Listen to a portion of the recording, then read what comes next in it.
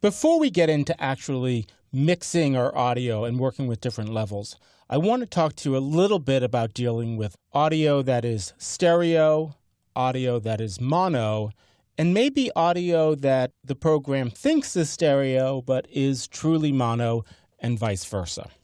Now, we have 3 clips in our project pane. Just a plain music clip, which is stereo, and a couple of camera clips. Now, I'm going to go full screen by hitting the tilde key, and in the far right side of my screen, I see it says audio info. And for convenience, I'm going to drag that all the way over and put it to the left of label, and I want to point out how these are different. If you notice, our music is normal 44.1, which is like what CD audio is, 16-bit, which means it's high quality, and it's stereo. So when we put it in our show, if different instruments are playing out of different speakers, it will continue to maintain being stereo. Camera 2 is a little different. That's split audio, and you see it says 2 mono, or you might hear it as dual mono. And in this case, both Vanessa and myself had separate microphones, and each of our mics were recorded to a discrete channel. That way, when edited, you could turn Vanessa's volume up without affecting mine, and vice versa. The third clip was compressed so it would be easier to download, and when it was compressed, it got switched from dual mono to stereo.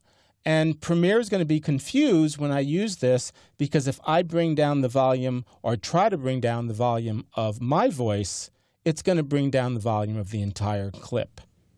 I want to show you how you can use this to your advantage and how you can modify it if necessary. Let's go ahead and press the tilde key and get back to our main editing screen. I do want to point one thing out in our timeline. 2 of the tracks have no icon, and 2 of the tracks have a single speaker.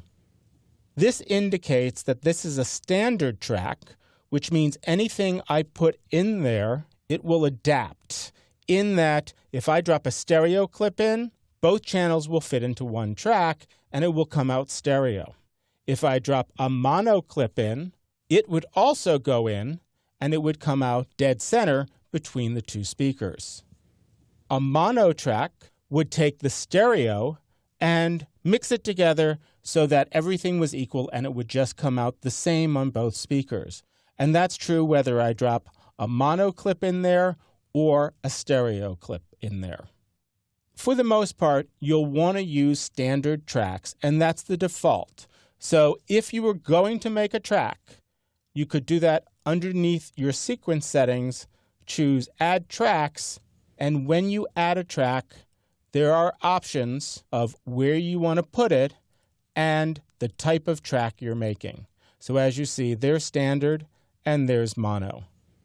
There's 2 other types of tracks, 5.1 for surround sound and adaptive, which is usually used in broadcast when you need to import or export more channels. As a matter of fact, sometimes the standard is 8 or 12 channels of audio for one piece of video. But I don't think it's necessary to explore that now. Let's just keep it simple. I'm going to go ahead and drop our music directly into our first track. And when I drop it in, you can see it's in there, but I can't really tell what's going on. If I want to see what's happening inside one of these tracks, I can use my scroll key and open up and see more detail. Now, let me press the plus key, and you can see the waveform of this track, and I can also see how the track has been labeled standard, and I did this myself. Normally, it might just say Audio 1. When I play this, take a look at the audio levels meter, and you can see that left and right channels are slightly different.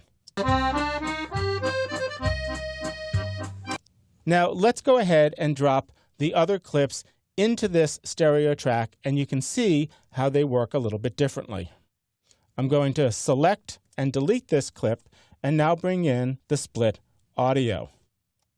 Now, since this is the first clip that I'm bringing in, Premiere notices that there's some differences between this clip and my sequence settings. I don't want to change them. I want to keep the existing settings, and I want to scroll up here. And what you see is that Even though this was a standard track which took both sides earlier, because this clip is dual mono, it actually put one channel of audio on A1 and the other channel, and I'll scroll to get it open, on A2. And now I can work with these independently. I'm going to go ahead and delete this clip and bring in this third clip, which is Pizza Wide Shot. And this was a clip that was compressed, and if I bring it in, I see that I have both the left and right channel there, but because it thinks it's stereo, I can't work with Vanessa's and my voice individually. I can fix that very easily. All I need to do is, before I bring it in, so let me delete that, is right-click on that clip, go up under Modify, and Audio Channels.